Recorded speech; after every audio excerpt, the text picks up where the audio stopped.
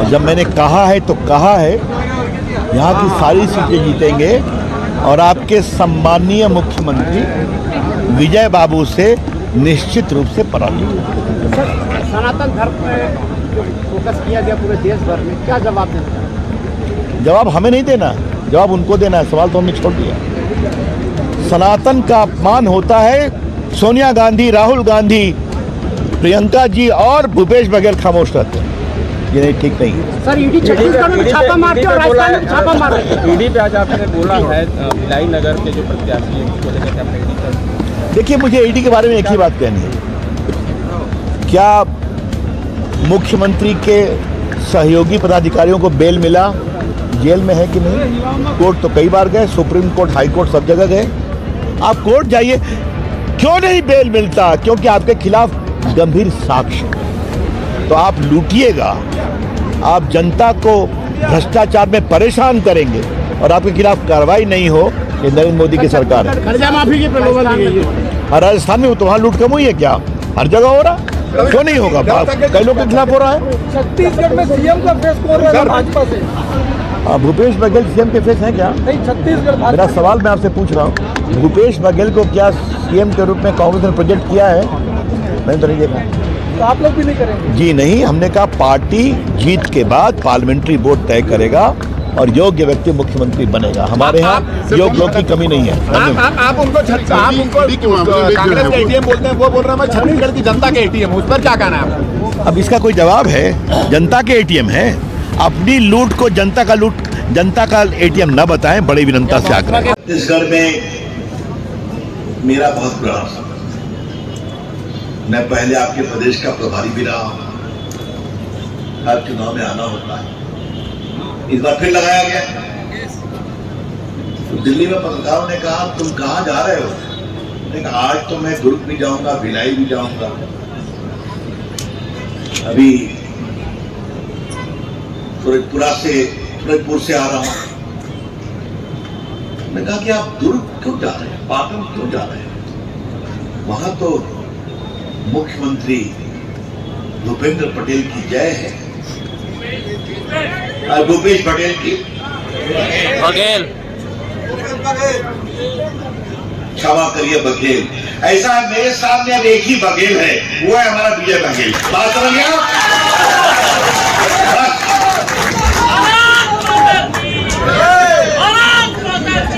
हमने कहा कि आप लोग ऐसा क्यों सोचते हैं भाई? तो मुझे मालूम था कि विजय जी ने उनको लोकसभा में उस क्षेत्र में कस के हराया था। विजय कितना वोट से हराए थे आप? विजय थे 23,000 वोट से 18 में मुख्यमंत्री बने और 19 में 23,000 वोट से वही पाटन से जीते थे लोकसभा में। बताइए हर क्षेत्र जीते। मगर नहीं, हम लोग को यही खबर है भूपेश जी की हवा है, सब लोग साथ में हैं। तो मैंने उनको एक बात कही दिल्ली और वही मैं आपके सामने कहना चाहता हूं। दुर्ग भिलाई के लोग बहुत सुनते हुए बड़े अनुभवी लोग हैं, मैं जानता हूं आप लोग। एक आपके अजीत जोगी साहब हुआ करते थे, याद है कि भूल गए आप लोग? याद है ना? वो मुख्यमंत्री तो कलेक्टर भी थे और चीफ मिनिस्टर भी थे। बात समझ गया? IAS थे, जिसको चाहे पिटवा दिया, जिसको चाहे उठवा दिया। अटल जी की सरकार थी, मैं आया था, तो भाजपा वाले कौन? सत्तामी हमारा, आदिवासी हमारा, जनता हमारी, कोई नहीं बोल सकता। यही दिल्ली के पत्रकार भी बोल रहे हैं। मेरी पार्टी को भी लगा, प्रेम प्रकाश जी पांडे याद होगा आपको, कि अजीत बाबू को हराना मुश्किल है। मैं 3 दिन यहाँ प्रचार कर रहा था और जनता का मूड देखा और अजीत जोगी साहब हार गए। मैं जनता का मूड यहाँ भी देख रहा हूँ और भूपेश बघेल, बिहारी भाषा में बात कहूँ, वही कटिंग, वही फिटिंग, वही सेटिंग जो अजीत जोगी की है। मैंने पूछा प्रेम प्रकाश पांडे जी, कहा भाई साहब आप गलत बोल रहे हैं, अजीत जोगी अगर शेर थे तो भूपेश बघेल सवा शेर है, यह ध्यान दीजिए। और मुझे जो मैं देख रहा हूं, विजय जी आप भी जीतेंगे और यहां भाजपा की सरकार आने वाली है, इसमें कोई संदेह नहीं है। और उसका कारण क्या है? कारण बहुत स्पष्ट है। छत्तीसगढ़ के लोग बहुत ही सरल, ईमानदार, सहज, साफ हृदय के लोग हैं। छत्तीसगढ़िया सबले बढ़िया ऐसे ही नहीं कह रहे, लेकिन जो लटपट करता है उसका हिसाब करना नहीं जानता। कहते बोलने दो, चुनाव तो आने तो देख लें। तो जब 3 को रिजल्ट निकलेगा तो आप देखेंगे क्या होगा। लेकिन मित्रों, एक बात मुझे आपसे कहनी, मैं आपसे कुछ सवाल पूछूंगा। छत्तीसगढ़ को किसने बनाया, याद है ना? बोलिए। रायपुर में आए थे, तो मैं प्रचार करने गया था, उनके शब्द याद हैं। अटल जी हमें छत्तीसगढ़ दे दो, जैसे झारखंड दे रहे हैं, जैसे उत्तराखंड दे रहे हैं। इतनी मांग में अटल जी हम लोग के गार्जियन क्या बोलते थे, कहा तुम्हें अटल जी दे दें, अरे छत्तीसगढ़ दे दें, कहा दे दो, कहा जाओ दे दिया, छत्तीसगढ़ बना। और आज मुझे गर्व से कहना है कि भाजपा की सरकार ने इस छत्तीसगढ़ को बीमारू स्टेट से आगे निकाला और विकास के रास्ते पर आगे बढ़ाया।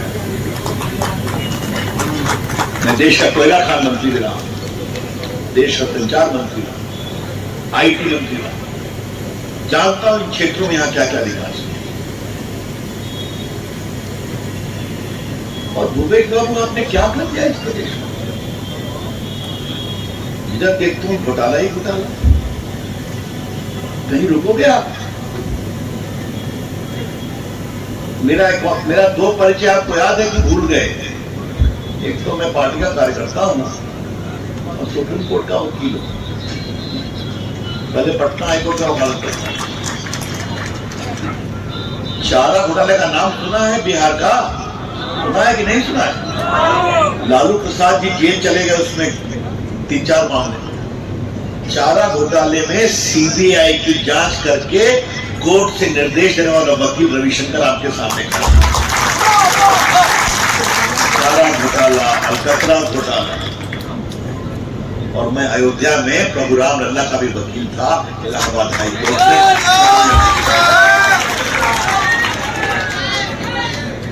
ये बिहार का चारा घोटाला क्या था? क्या 2-3 हजार मुर्गी 3 महीने में 5 करोड़ का दाना खा सकती है? मैं आपकी आंखों में जवाब दे दिया। गरीबों को, आदिवासियों को सप्लाई करना है, भैंस, सूअर, बकरी, भारत सरकार की योजना सप्लाई कर दिया। कैसे किया? ट्रक से किया। नंबर देखिए, नंबर की जांच कराई तो वो स्कूटर मोटरसाइकिल का नंबर निकला। समझा? ये था चारा घोटाला। तो बिहार में हम लोग कहते लालू जी आपने सब तो लूट कर ही दिया, गरीबों का चारा तो छोड़ देते। भूपेश बाबू यही बात मुझे आपके बारे में कहनी है। कोयला घोटाला कर दिया 2000 करोड़, अरे 500 करोड़। शराब घोटाला कर दिया 2000 करोड़। शराब घोटाला हमने समझने की कोशिश की, घोटाला है क्या भाई? अक्लमंदी की पराकाष्ठा है।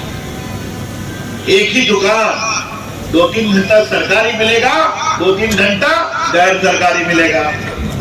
तो गैर सरकारी का टैक्स सरकार के कोष में नहीं जाएगा और उसका कट कहा जाता है। समझते हैं दिल्ली तक एटीएम खुला हुआ है। फिर बाकी हमने कहा सब तो लूट लियो, गोथान का है छूटिए भाई। क्या छत्तीसगढ़ के गौ माता के गोबर में भी भ्रष्टाचार होना चाहिए क्या? वो भी 1300 करोड़ का पहुंच गया। ये क्यों होना चाहिए? ये कब तक होना चाहिए? सबसे तो अभी मित्र प्रेम प्रकाश पांडे बता रहे थे कि उनके खिलाफ जो साहब लड़ रहे हैं, हम उनका नाम तो नहीं लूंगा, वो कोयला घोटाले में prevention of money laundering act में उनके खिलाफ चार्जशीट फाइल हो गई है, समझा? धारा 3, 4 में और बाकी में बहुत कड़ी धारा होगी। प्रेम प्रकाश पांडे ये तो कभी हारेंगे नहीं, हमारे 6 तो जीतेंगे। लेकिन अगर मान लीजिए गलती से उनको कुछ लोगों ने जिता दिया तो उसका वहां बाई इलेक्शन पक्का है, क्योंकि सजा होगी तो उनकी सीट तो खाली हो जाएगी। तो भूपेश बाबू ने एक काम किया है, ऐसी बारात निकाली है कि सब हमारे साथ चलते चलते। कभी आपने सोचा था कि उनके कार्यालय में काम करने वाली महिला अधिकारी में नाम नहीं होगा, जेल में बेल नहीं मिल रहा, IAS कलेक्टर जेल में। और कौन है? देवर, क्या नाम है उसका? देखिए आपको भी नाम मालूम, मेयर साहब के सुनते हैं भाई। तो ATM खोल रखा, ये बहुत हो गया। एक तरफ इनका राज, एक तरफ नरेंद्र मोदी का राज। जो कहा वो करके दिखाया। 22 जनवरी को प्रभु राम के भव्य राम मंदिर का उद्घाटन हो रहा है, चलिए वहां प्रणाम करें।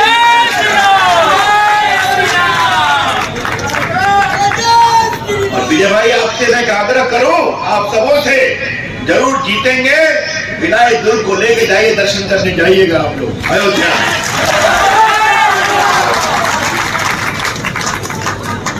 प्रोग्राम के मामले में केस की पैरवी करके जो मुझे अनुभव हुए, प्रोग्राम में आशीर्वाद। और आप लोग सुलझे हुए लोग हैं तो आपको सुप्रीम कोर्ट के निर्णय के 3 बिंदु को बताना चाहता हूं। 5 जजेस का सर्वानुमति का फैसला। मुस्लिम पक्ष के द्वारा ऐसी कोई सबूत नहीं दिया गया कि बाबरी मस्जिद बनने के बाद उनका एकमात्र कब्जा था। दूसरा, बहुत सबूत उपलब्ध है कि बाबरी मस्जिद बनने के बावजूद हिंदुओं का विश्वास कभी नहीं डोला, ये राम का जन्म स्थान है और आकर के वहां वो सब चुका। तीसरा, सुप्रीम कोर्ट ने कहा ASI की खुदाई से साफ लगता है कि मंदिर की बुनियाद पर एक मस्जिद बनाई। आपको बताओ, इस केस में एक से एक चीजें हुई। आज चूंकि निर्णय हो गया इसलिए बोल रहा हूं। 2003 में इलाहाबाद हाईकोर्ट ने कहा लखनऊ बेंच ने हम खुदाई करवाएंगे, तो ढांचा गिर गया। हिंदू भी परेशान, मुस्लिम भी परेशान, क्या निकलेगा? कुछ नहीं होगा। सुबह 9 से 5 बजे तक खुदाई होगी, ASI खुदाई करेगा, टोटल सर्वे ऑफ इंडिया। 2/3 मजदूर हिंदू, 1/3 मजदूर मुसलमान। एडिशनल डिस्टेंस को सुपरवाइज करेगा, 2 हिंदू 1 मुसलमान। खुदाई हुई तो 7वीं शताब्दी से लगातार मंदिर निकल गया रामलला के नीचे। मैंने राम मंदिर की बात विस्तार से क्यों कही? एक कारण है, आजकल सनातन को अपमानित करने का एक षड्यंत्र चल रहा है। याद है ना क्या कहा था हमारे तमिलनाडु के मुख्यमंत्री के बेटे ने कि सनातन डेंगू के समान, एड्स के समान संक्रामक रोग है। क्या मतलब है? हम सभी आस्थाओं का सम्मान करते हैं, सभी के ईश्वर का सम्मान करते हैं, लेकिन सनातन के देवी देवताओं के खिलाफ इस तरह की बात करते हैं।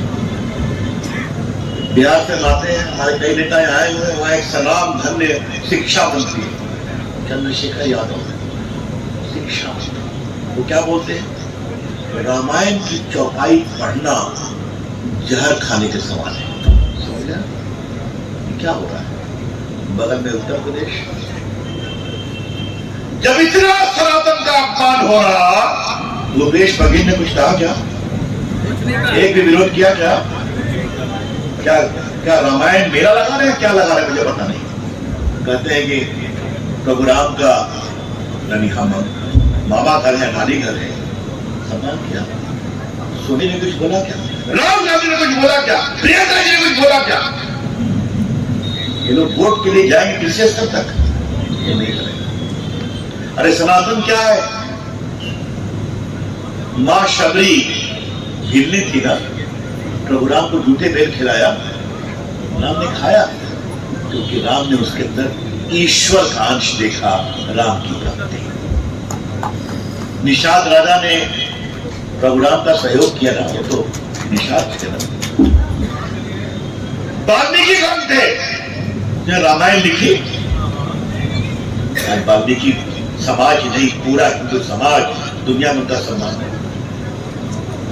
वेद व्यास की बात कौन थी? संत रविदास कौन थे जिनका मंदिर बना काशी में और सागर में मोदी जी ने बनवाने का प्रयास किया, शिलान्यास किया? वो तो चर्म का काम करते थे ना। इतने बड़े संत थे, ईश्वर का साक्षात्कार, बड़े बड़े सन्यासियों को प्रणाम करता। यही तो है सनातन। तो भूपेश बाबू, मुझे आपसे एक बात करनी है, जो सनातन का विरोध करते उनसे भी मुझे एक बात कहनी है, कान खोलकर सुन लो। सैकड़ों साल के इस्लामिक क्रूरता और कालखंड में तो सनातन की नींव डिग नहीं सकी। सैकड़ों साल के अंग्रेजी शासनकाल में तो सनातन को कोई हिला नहीं सका। ये अंजू पंजुओं की क्या हिम्मत है सनातन को कम करना। साफ साफ कहना चाहते हैं, अब हम मजबूत हैं, सनातन के समर्थक मजबूत हैं। सनातन भावनाओं के साथ अन्याय नहीं किया जाए, सनातन का अपमान नहीं सहेगा हिंदुस्तान। ये बात मैं आपसे क्यों कह रहा हूं? ये सब बातें हाल में ही हुई है ना, तो चुनाव का वक्त है तो सवाल क्यों नहीं होंगे? आज 370 खत्म हो गया कि नहीं?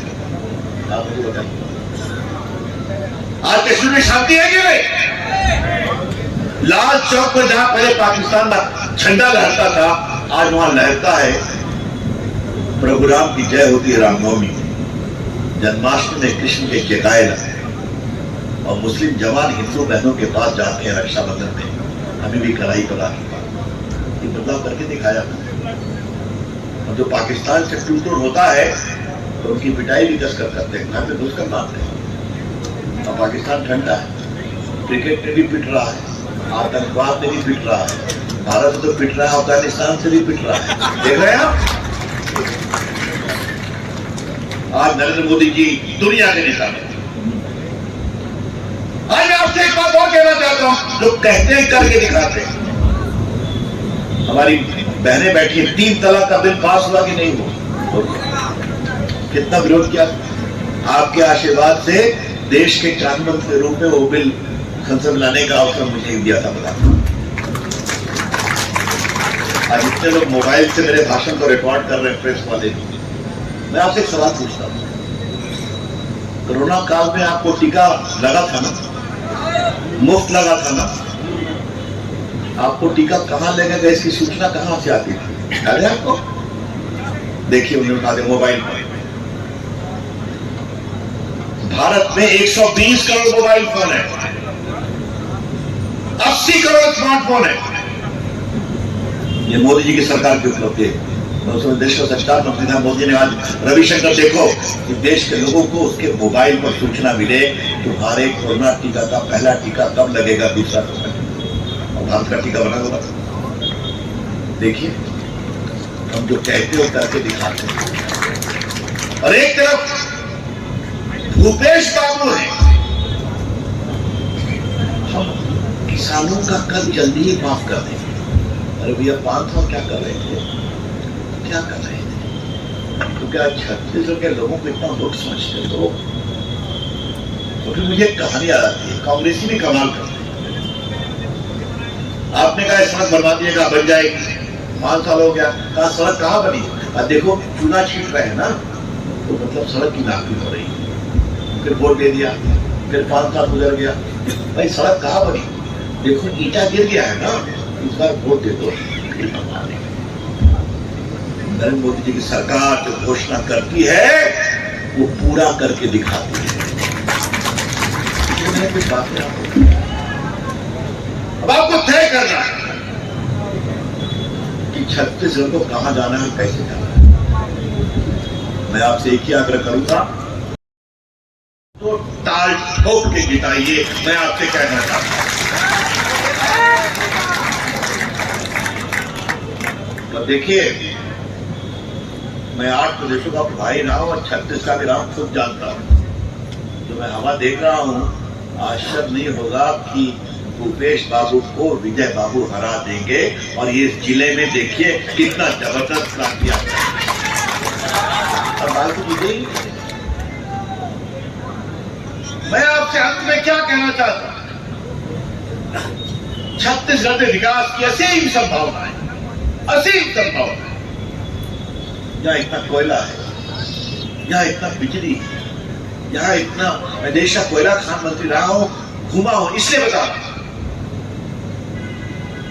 यहाँ बड़े बड़े उद्योग और खुलेंगे, खुलने की असीम संभावना है। लेकिन अगर लूट होगी, कमीशन खोरी होगी, अपराध होगा, महिलाओं के साथ बदसलूकी होगी, तो पूंजी निवेश नहीं होगा। हिसाब बहुत ईमानदारी से काम करें। देखिए, छत्तीसगढ़ को हम हिंदुस्तान के सबसे टॉप प्रदेश में पहुंचाएंगे, ये आपसे हम वादा करते हैं।